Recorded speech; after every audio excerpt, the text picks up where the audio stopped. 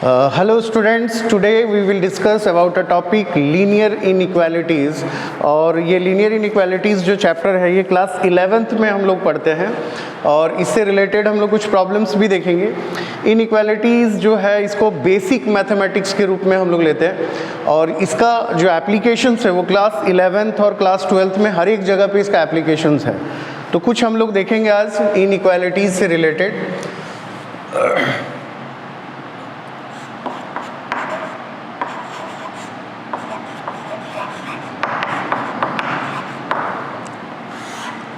और अभी हम लोग लीनियर इनइक्वालिटीज़ करेंगे, उसके बाद फिर हम लोग उसके आगे करेंगे।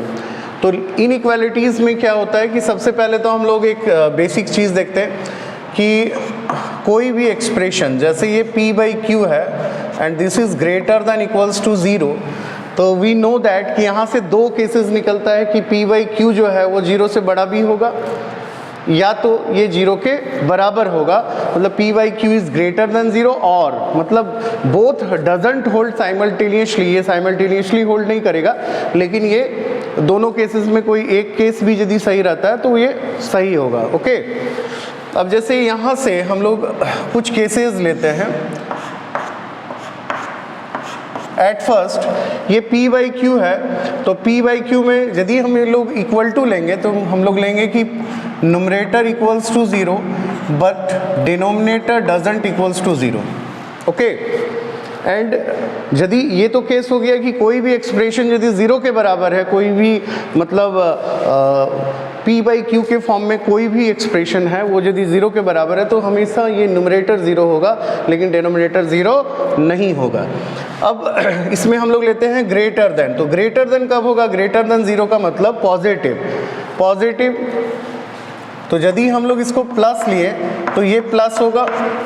ओके, और यदि इसको हम लोग माइनस लिए तो ये माइनस होगा, मतलब both will be positive then it will be greater than 0, और बोथ विल बी नेगेटिव तो ये फिर भी ये ग्रेटर देन 0 होगा। तो p is greater than 0 then q also greater than 0 and p is less than 0 then q is also less than 0। अब हम लोग आते हैं इससे रिलेटेड एक पहले प्रॉब्लम करते हैं।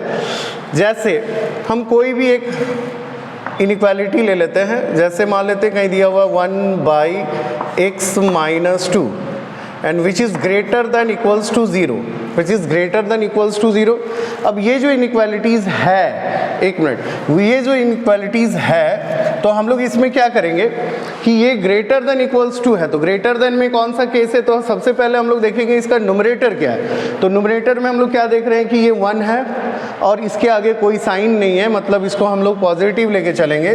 यदि ये पॉजिटिव है तो अकॉर्डिंग एज दिस केस हम लोग क्या करेंगे, यदि ये पॉजिटिव है तो denominator also will be positive, मतलब x - 2 is only greater than, because की डिनोमिनेटर कभी 0 नहीं होता है, तो यहाँ से हम लोग लेंगे x is greater then 2 and the final solution will be, जैसे ये 2 है और 2 एक्सक्लूडिंग, इसका जो सॉल्यूशन होगा वो 2 से प्लस इन्फिनिटी तक आएगा। तो हम लोग लिखेंगे कि x जो होगा वो बिलोंग करेगा ओपन इंटरवल 2 से plus infinity and it will be the solution of this.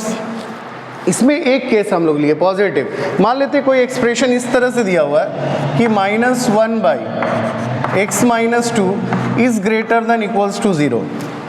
Okay, -1/x - 2 is greater than equals to 0, तो हम लोग क्या देख रहे हैं कि यहाँ पर 1 के पहले क्या है? नेगेटिव है, तो 1 के पहले नेगेटिव है तो यहाँ पर नेगेटिव हो गया। तो यदि ये नेगेटिव होगा तो डिनोमिनेटर विल बी नेगेटिव, तो यहाँ पर हम लोग क्या करेंगे x - 2 इज़ लेस देन 0, और कभी भी डिनोमिनेटर का जो यदि केस आता है तो कभी भी यहाँ पर इक्वल टू 0 नहीं लेंगे क्योंकि डिनोमिनेटर इज़ नेवर बी 0।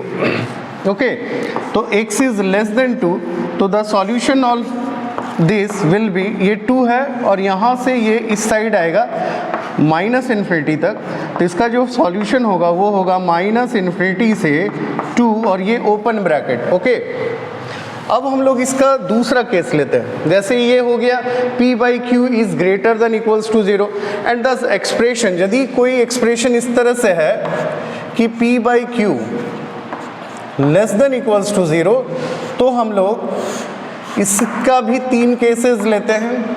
जैसे numerator will be 0 but denominator never be 0, denominator कभी 0 नहीं होगा।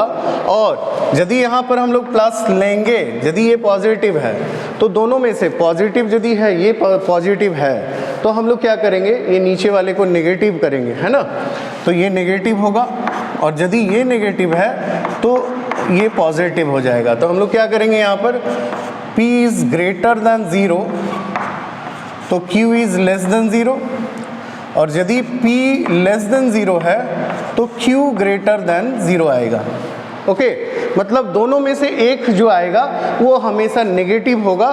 तो ये पूरा जो रैशनल एक्सप्रेशन है ये हमेशा नेगेटिव होगा, है ना। अब देखते हैं हम लोग इससे रिलेटेड कुछ प्रॉब्लम।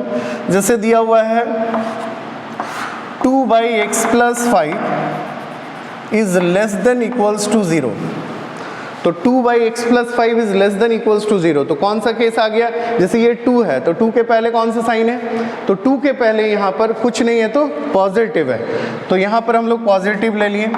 इसका मतलब ये पूरा एक्सप्रेशन को नेगेटिव होने के लिए ये नीचे क्या होगा, ये प्लस है तो ये नीचे क्या हो जाएगा, माइनस, ये माइनस हो गया।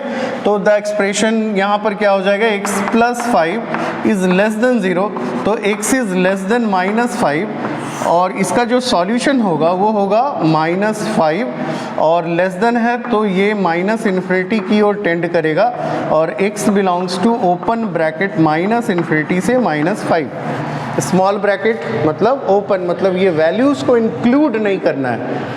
अब इसका नेक्स्ट हम लोग इसी से रिलेटेड एक प्रॉब्लम लेते हैं। जैसे मान लेते हैं दिया हुआ -2/x + 5, और यहाँ पर दिया हुआ लेस देन इक्वल्स टू 0, तो लेस देन इक्वल्स टू 0 तो हम लोग क्या देख रहे हैं कि यहाँ नेगेटिव है। ओके, यहाँ नेगेटिव है, तो नेगेटिव है तो ये क्या होगा नीचे, तो नीचे पॉजिटिव हो जाएगा। तो यहाँ पर हम लोग इसको प्लस ले लेंगे, तो x + 5 जो होगा वो क्या हो जाएगा, greater than not equals to, क्योंकि डिनोमिनेटर में है तो x इज़ ग्रेटर देन -5।